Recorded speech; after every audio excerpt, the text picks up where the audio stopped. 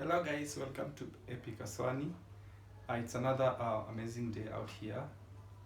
I hope you guys are doing okay. So in this video, I'm going to run you through some of the basics of academic writing. In the previous video, which you can get in the link in the description box, in that video I did an introduction to what academic writing is. And I got a lot of responses, especially from Facebook and WhatsApp, people saying that, oh, you know what, I've heard so much about this job, how can I get started, how much does this pay, how much, where can I find somebody to work for. So I took the liberty to just create some form of a tutorial so that it could help anyone out there, especially during these tough economic times where probably you are indoors and you're wondering what to do with your free time. So in the next couple of videos, I'll be doing tutorials on academic writing, and I hope by the time you finish watching all the videos, you'll be ready to start working. And if you have any questions, as always, please just leave them in the description box, and I will address them in the next video. If you have anything you want to ask about academic writing, this is the right place to ask. The first thing I want to talk about is the type of questions that you can get, type of assignments rather, that you can get on academic writing. So there are quite a number of questions that you can expect, but basically since I say that it's doing assignments for students, mostly students from developed countries of Europe and the US. It could be high school, could be college, postgraduate.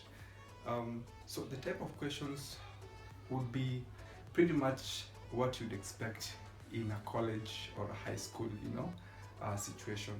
So you can get writing questions, simple writing questions like defining things, explaining what the relationship between A and B and stuff. You can also get more technical questions like developing business plans, just addressing more technical stuff. And you can also get questions that require sort of hands-on skills like developing applications for people who have done programming. So there are quite a number of questions, even for engineering, and quite a amount of questions. So the first group, probably you can get business questions, you can get computer science questions, you can get nursing, health and medical, you can get engineering, physics, chemistry, biology, all sort of all those type of questions. Even history, you can get those questions, are all there. But the questions usually are priced depending on the subject in question. Probably you get biology, nursing, health and medical, engineering questions, computer science, programming. They might be priced a little bit higher because these questions require high level skills. But we have simple questions like simple writing essays, where you just probably use your own imagination, or where you need to do some research. These questions might not come with might not be priced higher, but anyway they are still incredible sources of making money. The other thing I like to talk about today is the academic writing styles. We have several writing styles. We mostly use Microsoft Office software like Word, PowerPoint, probably Excel for calculations and probably statistics. You can even get publisher questions like you want to create probably a poster or anything of that sort. But the most basic software that you will be using is the Microsoft Office Word. It saves documents or files in format of DOC, that is .doc, .doc or .docx. So those are the popular formats for doing academic writing. So so before we go even further, be sure that you know how to use MS Office, because that is the most basic tool that you will need. There are several academic writing styles, and when I'm talking about a writing style, is nothing more than the format in which you write your answer. So different schools will decide to use a specific writing style. So in the US, there are two popular styles. One is called APA, which was put forward by the American Psychological Association. So APA means American Psychological Association. We also have another one called MLA, which is a Modern Language Association. So these two styles are the most popular in the US. So depending on the state or the school, student might request you to write the answer in a specific format, be it APA or MLA.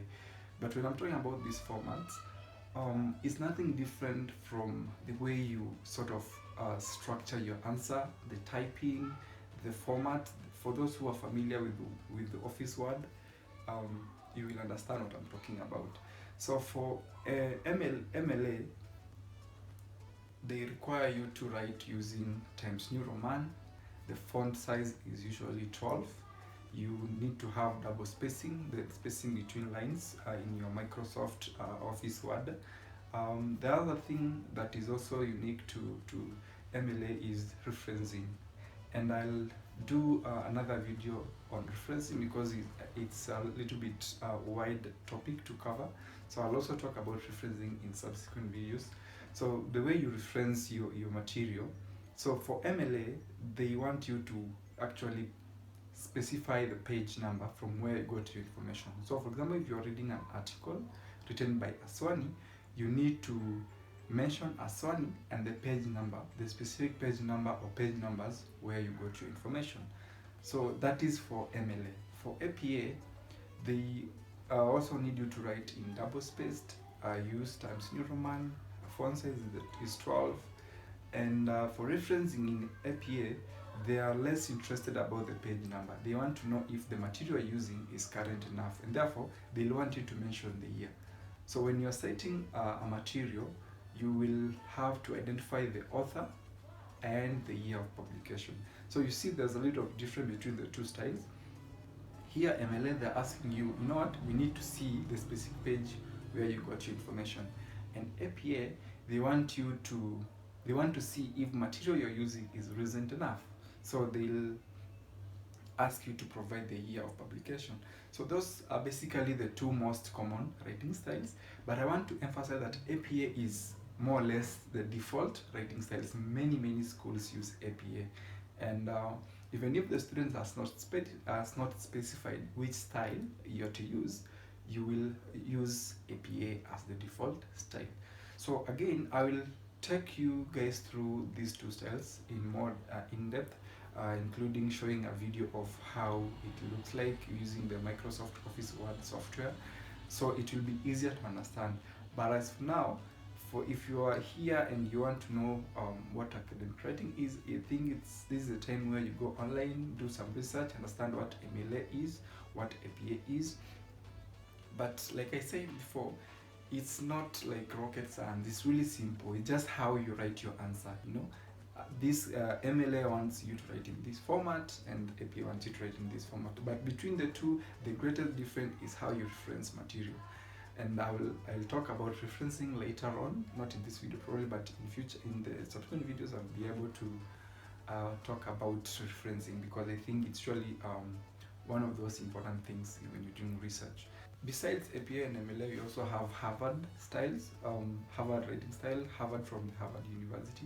So they also put forward their own writing style. So depending on which school a student comes from, they might ask you to use either of those. We also have another one called Chicago, and if another one, I think it's Vancouver or something, I'm not sure, but there are quite a number. But the two most popular ones are APA and MLA. I also want to talk about the page requirements when you're doing academic writing. So in academic writing, you'll be paid in most cases based on pages. So when you're writing, if you're using double spacing, you realize that a page will fill with approximately 275 to around 375 words, depending on how you space your paragraphs. So in academic writing, the average number of pages, number of words per page is around 300 or 275 to 300 for double spaced. But if you're using single spaced, it might require up to 500 words. So for double spaced, it's 300 words, 275, depending on how you space your work. So most people, if you are working for someone, if someone is sending you work, you're not working directly with the websites or with students. If somebody is sending you work, most people are paying between 200 and 400 shillings per page. That means 200 to 400 shillings per 275 words.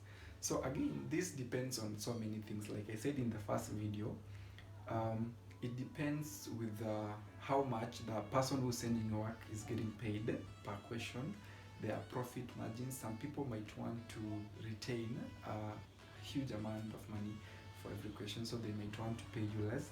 And also depends on how urgent the assignment is. So depending on these three factors and many more other factors, you might be paid between 200 and 400.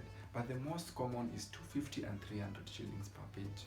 So if you are the slowest kind of typist, you might take it may take you up to, and you're a beginner, that is, it may take you up to 2 hours to complete a page. Remember, you're doing research while you type, and for beginners a huge amount of time goes into doing research, so because you probably don't know the answer, you have never heard of this concept, so you will take a lot of time doing research to first of all understand the concept before you start typing. But as time goes by, remember these are assignments in college, as time goes by, probably after 2 years, 3 years, you realize that the questions keep on repeating. Remember, even if lecturers set new questions for students, for other students, for subsequent classes, they might not set completely new questions. They might just change the wordings. So if you have done academic writing long enough, you will see a question and automatically relate it to something probably you did a while back. So as time goes by, the amount of time you use to do research will reduce, and therefore you will spend less time doing research and more time probably typing. And the more you spend less time doing research, the faster you will be to complete a page. So for beginners, it may even take you 2 hours to complete a page. But you can see, if you're using 2 hours to complete a page, that's like 250 bob if you're being paid at 250 per page for 2 hours. So if say you complete 4 pages in a day, that's around 1,000 bob a day. So depending on your speed, I always say that if you have free time, you have your internet, you have your computer, academic writing could be a really, really nice backup source of income, because you just need a few hours to sit down, do research, do the typing. So academic writing is really about research. Let me just emphasize this again. If you're lucky enough, you might come across a question that you already know, depending on which course you took in college or in high school. But all in all, you still need to do a little bit of research, to get the answers right. But the answers are always on the internet, especially for writing questions. The answers are always on the internet. The only thing you need to do is just go there, get something that you can trust. Remember, when I will be talking about referencing, I will also talk about the type of material that you can reference. Remember, you can't just reference a blog. I mean, if you're talking about a serious thing, you more or less not required to probably quote a blog, because blogs are commercial sites. They might say anything to get the numbers. So you will be more likely to read scientific journals, government reports, conferences, professional material in that sense. So you need to be familiar with which sites do you use to get your information from. But you go there, read the information, get the information. I always say, I don't really advocate for paraphrasing. I advocate for read the material, get the ideas in your head, and then just go back to your word and start typing whatever you remember. Because paraphrasing is more or less like, looking for a word that will mean the same as similar words. I think that will be all for this video. Again, I encourage you to go online, read about MLA, read about EPA, what they entail, read about Harvard, but they are not really, so difficult things to understand. If you are familiar with Office Word, you understand what they're saying. It's so simple. there are so many, there's little differences between these writing styles, but majorly is the way you reference your material. And probably, as you will see during your research, you realize that the cover page, the first page of the document, is a little bit different for between MLA and APA and probably Harvard, Chicago. So you go online, look through those while I prepare something for you to relate to. I do it practically so that you can get to really experience what these styles are. But again, they are not difficult. Just go online, get some information, and if you have questions, please leave them in the description box, and I will address them in the next video. Thank you so much for watching. If this is the first time on the platform, don't forget to subscribe. Also share my content, it always helps. Drop a like if you like my videos. Suggest this to your friends. Thank you so much, and let's meet in the next video.